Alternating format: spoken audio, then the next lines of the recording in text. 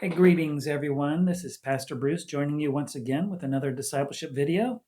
And today I want to think through this idea of how do we respond to this coming persecution. Now, before we get into this, what do I mean by this coming persecution? Well, um, you may have noticed over the last 50 years or so that our country is making this dramatic shift away from Christian values to a post Christian nation, in the sense of um, that Christians are now becoming more and more seen as the enemy. Those who believe in God, those who hold to biblical values, those who hold to the biblical truth are seen as the problem, not the solution.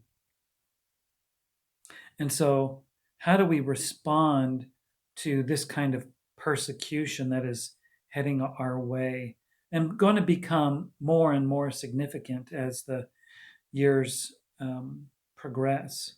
So, does the Bible speak to this? Is there any wisdom for us on how we should be responding? Uh, it does have wisdom for us. So let's take a look at what the Bible has to say here. Jump down here in the bottom of your screen. And this is an extended passage. We're going to look all the way through verse 17, I believe, in this passage. But let's start from the beginning here in 1 Peter chapter 3, verse 8 through 11. And this begins this idea of how do you respond when people are coming against you. So First Peter is a great book for this, and let's see what he has to say in 1 Peter 3:8. So first off, he says, finally, all of you have unity of mind, sympathy, brotherly love, a tender heart, and a humble mind. So right off the bat, we see that we should not become hard-hearted, but become tender-hearted. It's easy for us when we see people coming against us to protect ourselves and put that shield up, and you're not going to hurt me, and we become hard-hearted and we hold people at arm's length.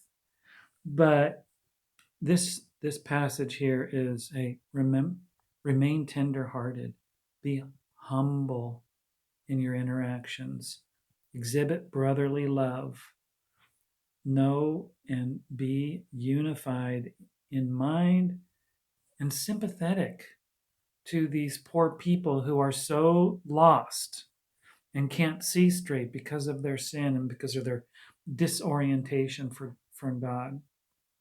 So that's the first thing we ought to do, not become hard-hearted, but remain tender-hearted. Second of all, verse 9. What does verse 9 tell us? Do not repay evil for evil or reviling for reviling, but on the contrary, bless. For to this you were called, that you may obtain a blessing. So verse 9 tells us that we should not respond in kind. You don't repay evil for evil. So when you're being persecuted, you're being harmed, either by words or by social media cancellation or whatever the new terms are for all of that, you don't respond in kind. In fact, we do the exact opposite. We seek to bless. And we see this truth over and over. If you remember, the end of Romans 12 says exactly the same thing. This is what we were called to do, to bless others. Those who are for us and those who are against us, those who are for God and those who are against God. God sends the rain and the sun on both the evil and the good. So let's be like sons of our Father. Let's be a chip off the old block. Let's do what God does. Okay? Be gracious to those who come against us. Now, verse 10, what do we see here? For whoever desires to love life and see good days, let him keep his tongue from evil and his lips from speaking deceit. So in verse 10, what we see here is this idea of speaking the truth. Speak the truth. And of course, we get guidance to that in Ephesians. Speak the truth in love. Don't let your tongue speak evil or deceit. We don't need lies. We don't need to tear people down. We need to speak the truth in love. And then finally, this verse goes on, this sentence goes on. He says, let him turn away from evil and do good. Let him seek peace and pursue it. So again, you have this, notice in verse 10 and 11, you have the don't do this, but do this. So you're replacing this this idea of speaking lies and evil with pursuing peace and good. And so taking verse 10, 11 all together, speak the truth in love. That's how we ought to move toward others. All right, so let's move on to the next couple of verses. Now here we're told why we should do this. For the eyes of the Lord are on the righteous, and the ears are open to their prayer. So the eyes of the Lord are on the righteous, and the Lord's ears are open to their prayers. There, again, the righteous. Now, the righteous are those who are God-oriented, who live by faith. Not the perfect. There is no such thing. So the eyes of the Lord, He is near. Why should we do these things? Because that's just going to mean possibly that these people are going to pour on evil on you and walk all over you and take advantage of you and oppress you. Why should we do that? Hey, God is near to the righteous, to those who are His. He is open to their prayer. He hears your prayers and He moves towards you. But look at this. But the face of the Lord is against those who do evil. So why should we do this? Because the Lord is with us. He is for us. He is moving with us. And He is against those who do evil. So don't respond that way. Don't respond in kind. Don't speak lies. Don't become hard-hearted. But know that God is with you. Now, who is there to harm you if you are zealous for what is good? Now, this is a rhetorical question. There's no answer. The answer is obvious, right? No one is there to harm you if you are zealous for what is good. That's the obvious answer. But we know, and we'll actually see this but in the very next verse, in verse 14, which we'll get to in a second. But this is true in sort of what we used to know, in sort of what we would have called the normal world back 50 years ago. But things have so radically changed, haven't they?